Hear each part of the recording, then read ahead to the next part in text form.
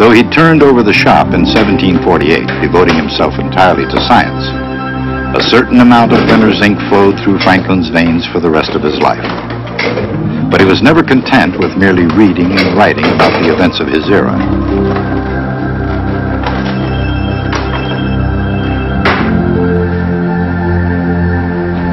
And when it came to American history, Franklin preferred to go out and make it himself.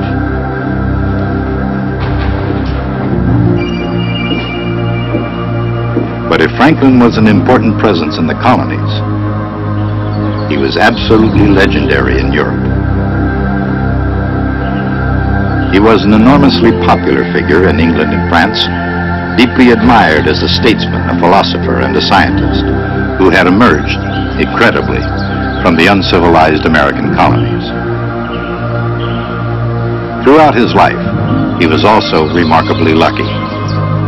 Just hours before he was to present his credentials at the court of Louis XVI, he discovered that the powdered wig and formal clothes which had been provided for him were much too small. Franklin boldly appeared in his street clothes and his own hair, and instead of being ridiculed, was instantly heralded as the child of nature from the backwoods. But even that wasn't the extent of Franklin's fame. He was also recognized as an inventor for a number of good reasons: the lightning rod and the glass harmonica, the rocking chair, the Franklin stove, and even daylight savings time. Another of his inventions, bifocals, would eventually become his trademark. Franklin was also relentlessly optimistic. Throughout his life, he saw everything as a wonderful game.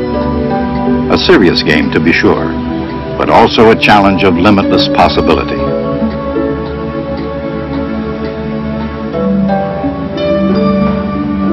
How did it feel to flail a whirlwind with a whip, or to catch lightning with a kite?